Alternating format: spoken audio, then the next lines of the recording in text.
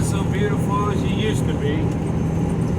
Covered with trash everywhere because of all the filth crossing through the state. And all the people that were born and live here decided not to be clean anymore. There's some more Texas flags flying in the easterly wind, or westerly wind, coming out of the east. Please bear with me. I want to give thanks to some folks before earthquake updates and rockets and so forth. First, Hardnack Farms for giving me a shout out last night in their live chat. Try to help promote each other's channels, and whoever may have subscribed from hers, and her moderator, I think it was Suzanne, maybe. My memory's a little forgetful. I actually said since then. That posted a bunch of links of their fellow channels, so I subscribe to, and I'll gradually try to put in my community tabs the links for some of the good channels or some of their videos or something related to important topics, like I've been doing some of my own friends. I want to thank Sustainable Stewards and Battle Axe, Stacy's, for sending folks over and her interviewing me on different topics, as well as, of course, Greg Allison, founder and president of Freedom Restoration Foundation and contract employee for NASA as rocket scientist and electrical engineer, whose years of work took part in the successful launch of Artemis 1 recently.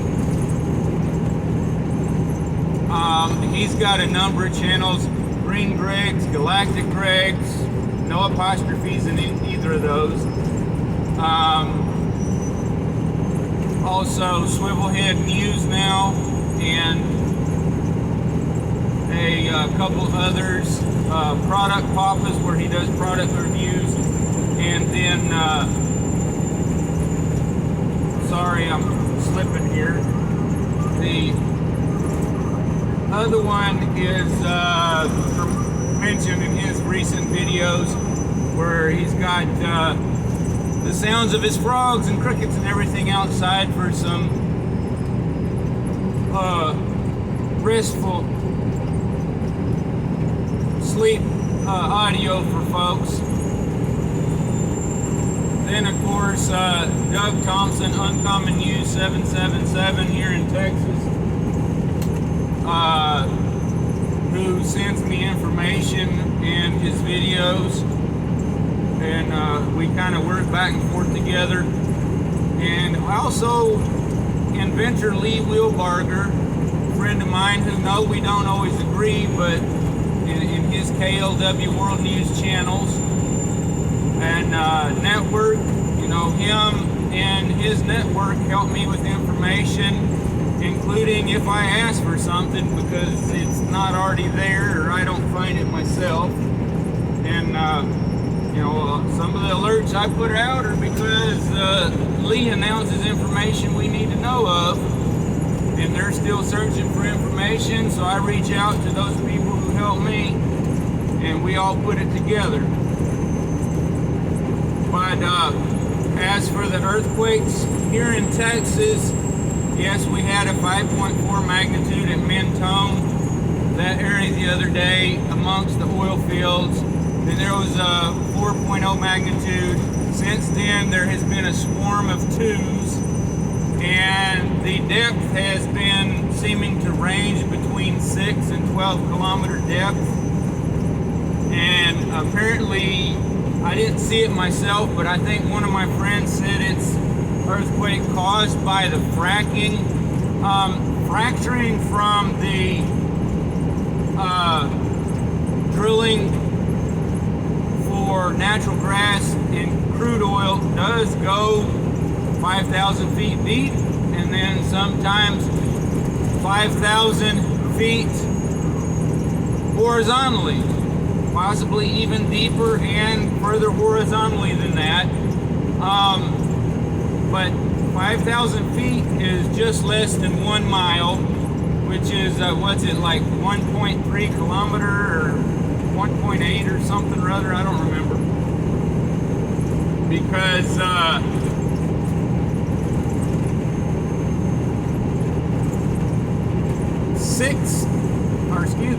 20 kilometers is roughly 13 miles. So, possibly the point was what is correct, that the drilling all those holes into the earth crust, whether it's for oil, natural gas, deep water wells, or for hydrothermal power plants drilled in the steam pockets above the volcanic magma plumes deep in the earth, all those things make weak points.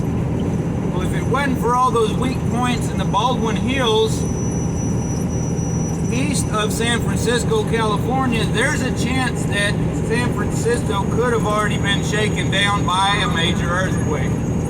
It appears that punching all those holes are actually giving a different point for that seismic pressure to release. And I speak of this not from geological experience or expertise at all.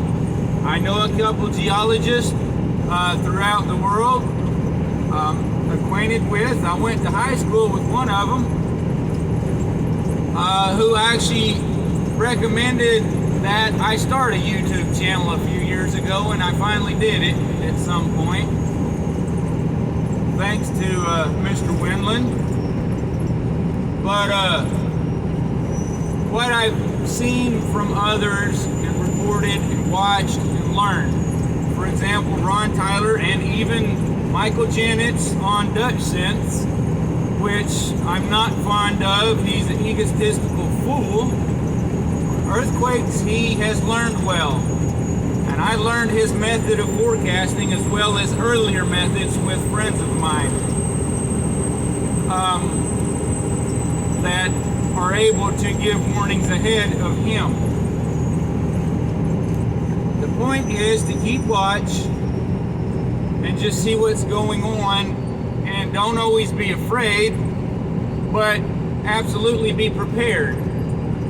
There are 100 different things that can make problems for us just in a day.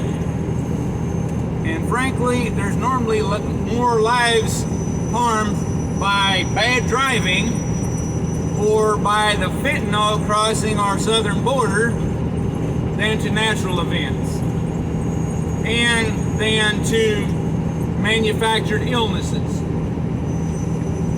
It's the manufactured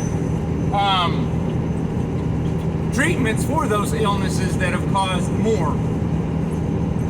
So I think the video might have ended. I'm gonna have to stop and finish later.